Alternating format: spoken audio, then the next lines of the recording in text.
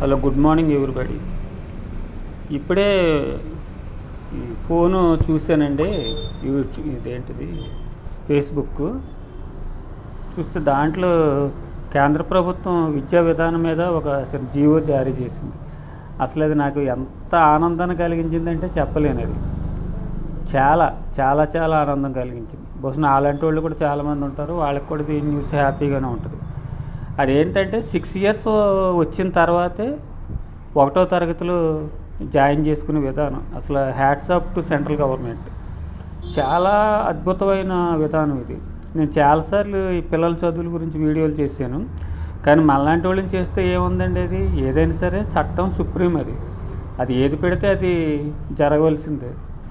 మానసిక ఎదుగుదల 6th years వచ్చిన తర్వాత వాళ్ళు కొద్ది రిలీఫ్ అవుతారు. స్కూల్కి వెళ్ళాలనే ఆలోచన ఫస్ట్లో కొద్ది రోజులు ఇబ్బందిగా ఉండొచ్చు, ఆటోమేటిక్గా అది అలవాటు అవుతూ ఉంటుంది. ఎంత ఘోరం అండి ఇది, ఎంత దారుణం. మా ఇంట్లో కూడా ఉన్నారు పిల్లలు, మా అమ్మాయి గారి పిల్లలు, మా అబ్బాయి గారి పిల్లలు, చిన్న పిల్లలు. వాళ్ళు ఎంతో హాయిగా నిద్రపోవాల్సిన సమయంలో తెల్లవారుజామున లేపేయటం, వాళ్ళు గొల్లుమని ఏడుస్తున్నా కానీ ఏదో స్నానం చేసేయటం, అది ఇది పెట్టేయటం, బాక్సులు ఏదో పెట్టేయటం, పెద్ద బత్తా సంచి ఇచ్చేయటం, స్కూల్కి తోలేయటం. అలాగే ఒక వారం రోజులు సెలవులు వస్తే వీళ్ళు అల్లరి భరించలేకపోతాం అంటాం. మనం అందరం కూడా అల్లరి నుంచి బయటకు వచ్చిన వాళ్ళమే.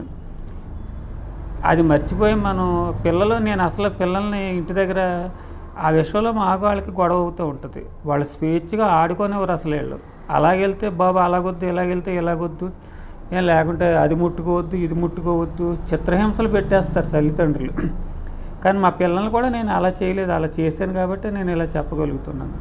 అలా చదువుల విషయంలో కూడా వాళ్ళ ఇంట్రెస్ట్ కొద్దీ చదువుకునేలాగా చూసానే తప్ప, కానీ తెల్లవారుజామున లేపేసి నలిపేసి చదివేయండి చెందండి అని అనలేదు. చిన్న వయసు అయినా ఏ వయసు అయినా వాళ్ళకి ఒక మైండ్ ఉంటుంది. ఆ మైండ్ ప్రకారం పోతారు తప్ప నువ్వు నేను చెప్తే వినేవాళ్ళు ఉండరు.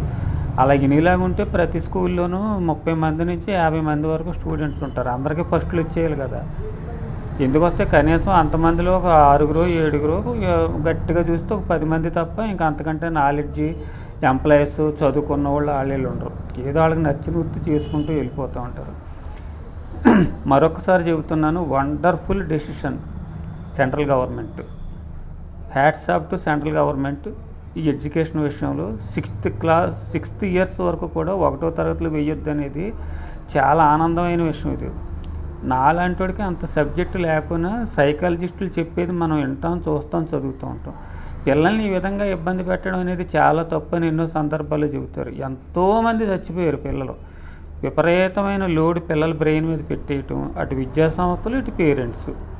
నీకు బోల్ డబ్బు కట్టాము, చదవకపోతే ఎలాగా, మీ అమ్మ నాన్న బోల్ డబ్బు కట్టారు, నువ్వు చదవకపోతే ఎలాగని విద్యా సంస్థలు.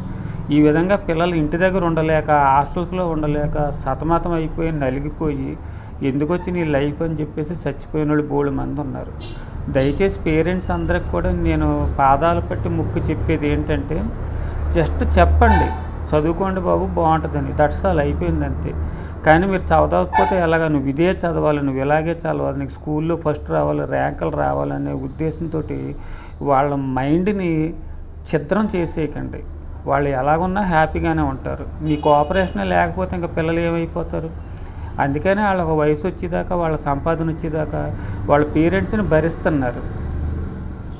తర్వాత వాళ్ళు ఏదో పని వచ్చిన తర్వాత ఈ తల్లిదండ్రులను అవాయిడ్ చేస్తున్నారు. ఎందుకని ఇటువంటివన్నీ కూడా వాళ్ళు బేస్ చేస్తున్నారు. నాకు ఇంకా స్వేచ్ఛ కావాలి, ఫ్రీడమ్ కావాలనే ఉద్దేశంతో.